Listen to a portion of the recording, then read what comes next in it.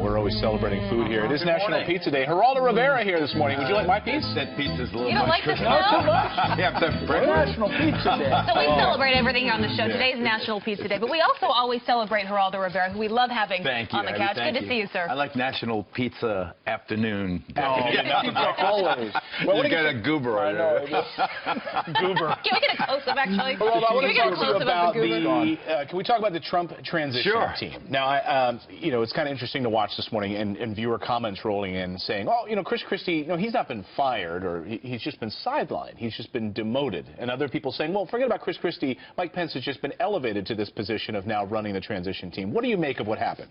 Well, I think that the last phrasing was just being kind to Governor Christie, whose career was shattered by Bridgegate. You know, the man was a leading contender to be the Republican nominee, and Bridgegate happened, and I remember his second inauguration, Christie's. It was said at the Statue of Liberty behind him. It was supposed to really propel him onto the Republican nomination in the White House, and then Bridgegate really humbled him.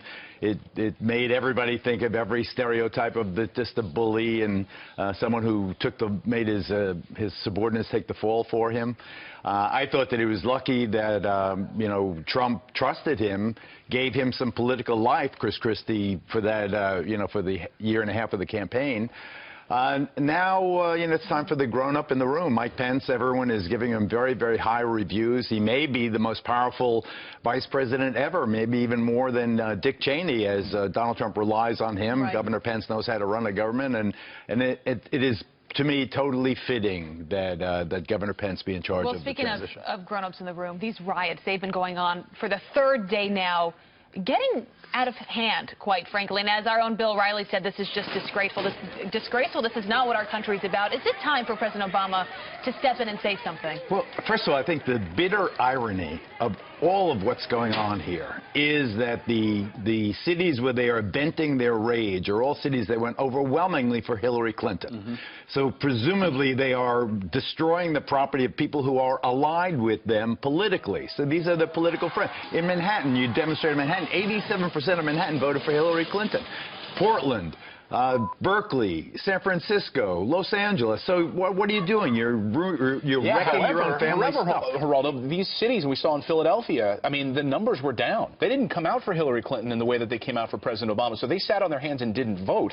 And now they're voting after the election by smashing storefronts. It's so funny. I was going to Broadway Wednesday night. We were trying to cross, Erica, my wife and I were trying to cross 6th Avenue, and 1,000 of the demonstrators came marching up 6th Avenue there. And I was just thinking as I saw them, how many of you actually voted? Right. I mean, did you vote? Did you vote? And I really, now in terms of what they are doing, I mean, you've really got to come down hard. When you break someone's property, when you hurt somebody, like the thugs that were beating up that white guy who voted for Trump, you know, the Detroit scene, it was so horrible.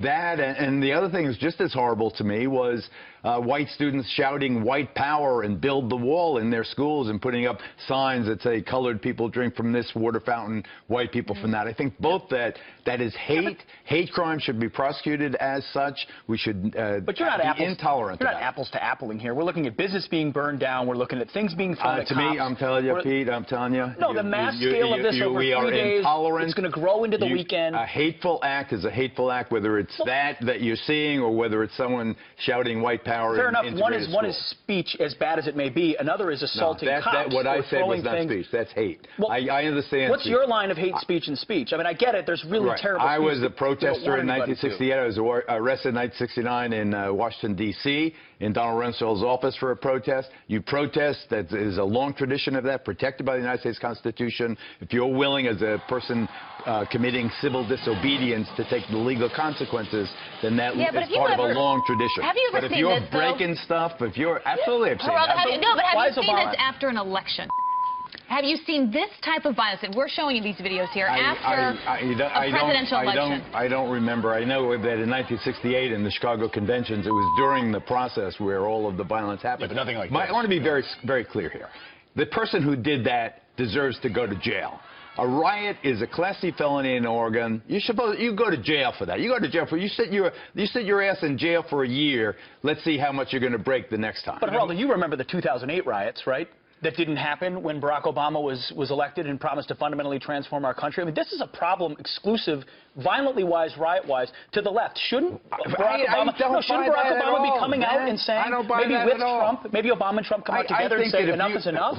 You ask me to come to ask of Hillary Clinton and the Democrats that they join President-elect Trump, or President Obama joins President-elect Trump in making sure that the message gets out to these anarchists that this will not be tolerated. Why not have President-elect Trump come out with Obama? What I'm saying is I say you condemn all of this excessive behavior together. We are one country. The great thing about President Obama and President-elect Trump meeting in the Oval Office and shaking hands was we saw in that scene that this was the continuity of the republic. This is the peaceful transition of power. Now let both these men say to whoever it is that loves them, this is unacceptable, whether you're right or left, if you're saying white power or if you're smashing someone's store. These are equally unacceptable to us, and let's go forward together as one nation, and then you sort out how he does, whether you oppose him, whether you agree with him. You mentioned jail. One person who might not be going to jail could be Hillary Clinton, and that was the thing that we kept hearing during the campaign, lock her up. Now, in this interview with 60 Minutes, Donald Trump on Sunday night seemed to suggest that we've turned the page here. We got more important things to focus on than Hillary Clinton: jobs, the economy, health care. Doesn't seem to be leaning in the direction of appointing a special prosecutor for Hillary Clinton. What's your sense of it? Let me say, just thank God. I remember one thing, and with sitting next to a war hero, I'm humbled. Back in 2003, it was a British officer, one of the Royal Irish units, who said, "Ferocious in battle, magnanimous in victory." I want Donald Trump, who was ferocious in battle, to be magnanimous in victory now. The last thing this nation needs, and exactly the prescription for keeping open the rural wounds that the country now is going through, and so many people are traumatized, even as other people are elated.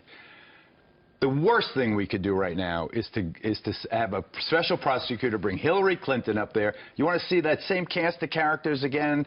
Do you want to really see Jason Chaffetz and Trey Gowdy and Darrell Issa and all these guys going after Hillary Clinton? What about the law being the law? You have people that say, you know what, she did something wrong here. That needs to be looked into. She was treated differently. There are a lot of folks out there, even Mike Pence said this in the debate, saying if it were my son who's in the military who did this, he would have been removed from his post. What about following through with the law? I remember, I'm old enough to remember when Gerald Ford succeeded Richard Nixon. Spiro Agnew had already quit because of his legal problems. One of the first things President Ford did was pardon Richard Nixon. Ended his career, though. Ended his political career. It did. He paid the price for it. Unfortunately, it was something that came to haunt him. But imagine. First of all, let me say what he accomplished with that pardon. He ended the Watergate era.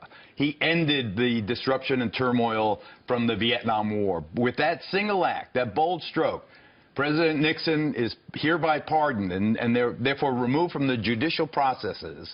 The nation could go on and deal with whatever the nation had to deal with. Should Obama do that then? I want President Obama to pardon Hillary Clinton, and I want him to do it preemptively. Well, so was Richard Nixon. Right. Richard Nixon was never charged. Right. He was pardoned for any and all. You want President Obama to pardon Hillary Clinton? I call on President Obama to pardon Hillary Clinton right now for any acts that may or may not have been done regarding. What message does that send, though, to so many people about fairness? You can understand why the message. I understand that. I'm a pragmatic idealist. I think of myself with grand notions, but I want things to be done. Right now, what does this country need? We are a nation where 60 million voted one way and 60 million voted the other way, where the cities voted one way and the rural and suburban areas voted another way, where white people voted one way and people of color voted a different way.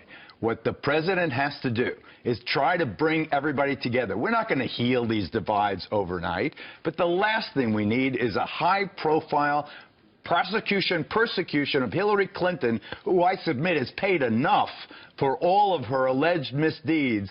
She has paid enough. Well, she paid at the ballot box is where she paid. Well, she's paid in her soul. She's paid in her What about the guys that paid in Benghazi? What about the guys that paid elsewhere? The national security secret she let go because she was willy-nilly with our... I mean, that has to matter. I absolutely reject your characterization of Benghazi. I do. And I was but a almost lot of people killed in don't. Libya. I know the Benghazi scene, and I tell you, Benghazi was the beginning of the malignant hype that ultimately brought down the Clintons. It was basically what happened post-Benghazi was political much more than it was military. And the political, it was the beginning of the campaign that destroyed Hillary Clinton's character.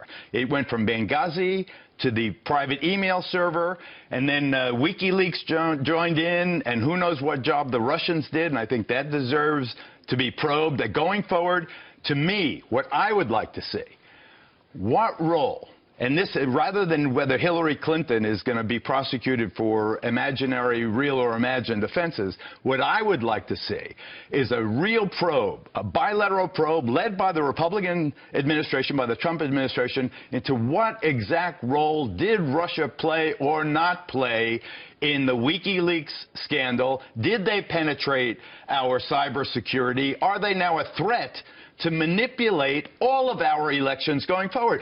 This was all Democrats. They WikiLeaked the hell out of everything the Democrats had. Boomerang back at but some point. wait until they start WikiLeaking the Republicans. Sure. I mean, how would everybody watching right now, how would you like your worst enemy to have access to all your social media, every email you ever sent, every text message you ever sent, to your girlfriend, to your boss, to your best friend, drunk, late at night? My goodness. But there was also cover for what Hillary Clinton had done. She made the choice to set up a private email server. She made that decision, and now we're sort of whitewashing that. Oh well. And Geraldo, that's Geraldo. That's what Hillary Clinton went through. The White House warned her about this. And that could have been just as dangerous. When we talk about hacking, we talk about people getting into classified information and the role that she was in. That is just as dangerous and frightening for this country as you're talking about with the WikiLeaks and with Russia, whatever their involvement might have been. Potentially, Abby, that may be so, but I have not heard to this day one specific allegation of any specific U.S. national security secret that was leaked as a result of Hillary Clinton's private email. There is not one allegation. Except for the fact that there are likely 5 foreign governments cracked into her server and had access to her emails in real time. I mean, that has real implications. If that bothers you, why don't you express that same passion regarding the Russians? Here you're saying that 5 countries may have hacked Hillary Clinton, but I don't see that fury directed at Putin, at the KGB, at the Russians. You know what I'm glad about? I'm glad we really healed this morning. I really feel like we really... Thank you, the one thing I just want to say is that Pete and I spent a lot of time in Bagram Air Base in Afghanistan. And 10 seconds. For the 4 guys who got killed in Bagram with that bombing, God bless them. Thank you for your service. Amen. So sorry. Geraldo.